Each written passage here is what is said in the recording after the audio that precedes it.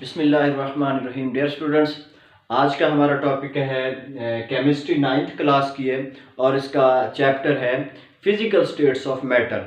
इस चैप्टर में जो मैटर की गैसी हालत है उस पर बहस की गई है और इसमें इंतहाई अहम जो दो लॉ हैं, बॉयल्स लॉ और चार्ल्स लॉ, ये इंतहाई पेपर के लिहाज से अहम सवालात हैं।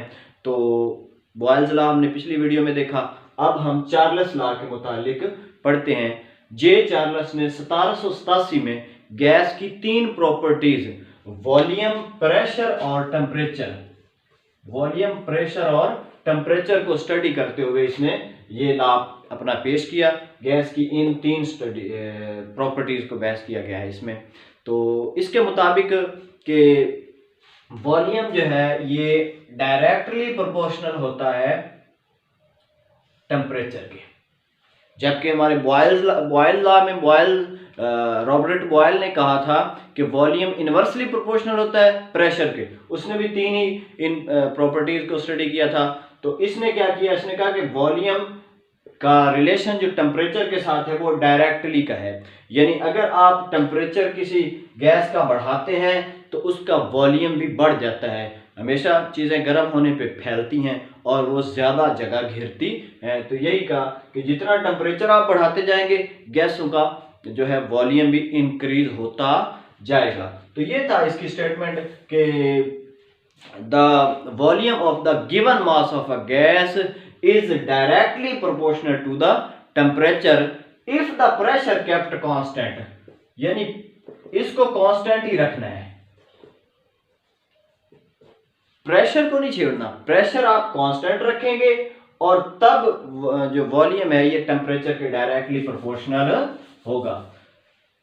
जी आइए इसको हम थोड़ा सॉल्व कर लेते हैं। For example V is equal to, proportionality का साइन खत्म करके इक्वल का साइन लगा लेते हैं और KT और V बाय T तरह के डिवाइड हो जाएगा, ये कांस्टेंट के बराबर आता है। यानी कि वॉल्यूम जो है ये volume by temperature is equal to constant. तो इसको फिर इसने एक्सपेरिमेंट के जरिए साबित भी किया। तो इसने भी जार लिया जिसमें पिस्टन जो लगा हुआ था ये फ्रैक्शनल लेस है, यानी कि ये ऊपर नीचे मूव आसानी से कर सकता है और इसमें कुछ मास में आपको गैस दी गई है। फॉर एग्जांपल इसने कहा कि V1 जो इस गैस का वॉल्यूम है वो है, इसने कहा 50 क्यूबिक सेंटीमीटर, यानी 50 क्यूबिक सेंटीमीटर में कुछ गिवन मास है गैस का, उसका वॉल्यूम V1 50 क्यूबिक सेंटीमीटर है, जबकि इसका टेम्परेचर था T1, टेम्परेचर है 25 सेंटीग्रेड।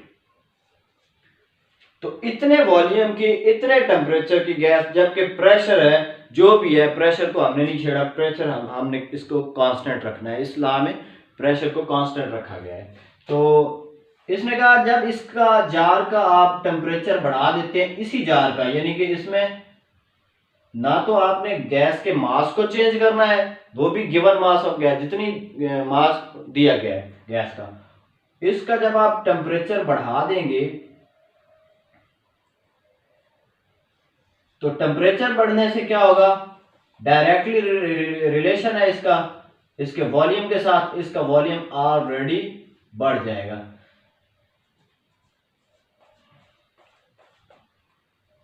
इसको रखा इसने आग पे, यानी कि बर्नर लगाया और इसका टेम्परेचर बढ़ाया।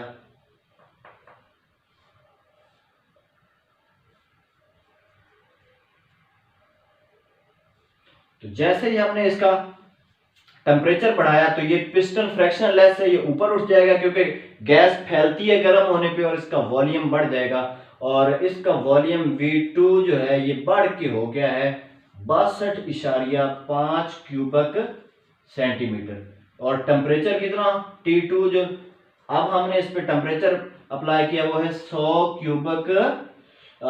100 सेंटीग्रेड।